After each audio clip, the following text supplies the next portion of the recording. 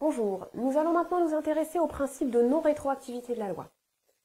Ce principe, vous le savez, il est inscrit à l'article 2 du Code civil. C'est assez clair, la loi n'a pas d'effet rétroactif. Pourquoi?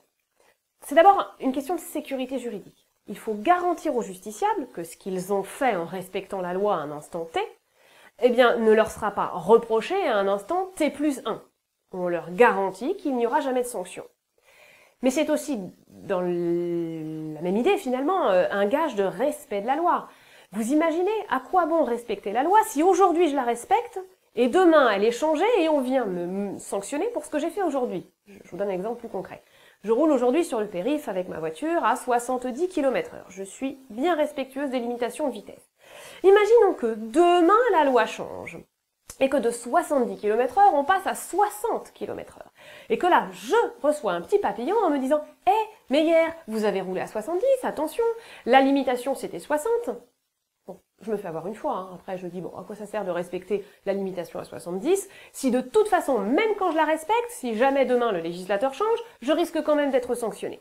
Donc si on veut que les justiciables respectent la loi, il faut leur dire « Sachez qu'aujourd'hui vous l'avez respectée, on ne pourra pas vous sanctionner ». Principe de non-rétroactivité de la loi.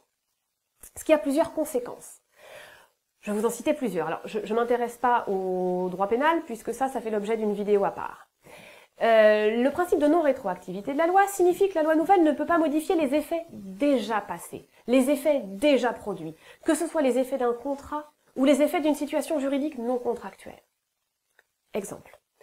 Vous avez Roméo et Juliette qui sont mariés, et Roméo a trompé Juliette. Il l'a trompée il y a 1 mois et demi. Aujourd'hui, le législateur supprime le devoir de fidélité. Eh bien, ça ne change rien. Ce que Roméo a fait il y a 1 mois, c'était pas bien, c'était une faute. La loi nouvelle qui supprime le devoir de fidélité supprime ce devoir pour le futur. À l'avenir, Roméo peut tromper Juliette.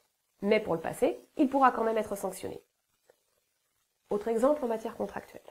Imaginons que j'ai contracté un emprunt il y a 10 ans avec un taux d'intérêt à 10%. Le législateur aujourd'hui décide qu'il est interdit de prévoir des taux d'intérêt supérieurs à 5%. Bah, très bien, je pourrais quand même pas obtenir le remboursement de la différence que je paye depuis 10 ans. Je pourrais pas dire, attendez, ça fait 10 ans que je paye un taux de 10%, vous allez me rembourser. Non, ce qui est passé, on n'y touche pas. Autre signification du principe de non-rétroactivité.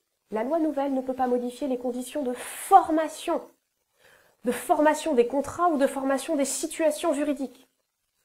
Exemple, imaginez que le 4 janvier 2013, Roméo a épousé Tristan. Bon, c'est un mariage homosexuel, à l'époque ça n'était pas possible. Mais vous le savez, en 2013, mai 2013, le législateur a autorisé le mariage homosexuel. À l'avenir. À partir de l'entrée en vigueur de la loi, Roméo et Tristan pourront se marier. Mais cette loi nouvelle ne va pas rendre valable le mariage de Roméo et Tristan contracté en janvier. Ça n'est pas rétroactif. D'une manière générale, les conditions de validité, les conditions de formation d'un contrat ou d'une situation juridique s'apprécient au jour de la formation de ce contrat ou cette situation juridique. Vous regardez, Roméo et Tristan se sont mariés en janvier 2013. Ils avaient le droit de se marier à l'époque? Non, le mariage n'est pas valable. Point. Et de la même manière, dire que la loi n'a pas d'effet rétroactif signifie que la loi nouvelle ne peut pas modifier les conditions d'extinction d'un contrat ou d'une situation juridique. Prenons par exemple Roméo et Juliette qui ont divorcé pour faute, divorce pour faute, le mois dernier. Imaginons que le législateur décide aujourd'hui de supprimer le divorce pour faute. Trop contentieux, source de traumatisme pour les enfants, trop coûteux, etc. Il le supprime. Très bien. Mais ça ne va pas rendre nul, ça ne va pas supprimer le divorce de Roméo et Juliette qui a eu lieu le mois dernier. D'accord? Là encore, les conditions d'extinction des situations juridiques ou des contrats s'analysent au jour de l'extinction de cette situation juridique ou de ce contrat. Merci.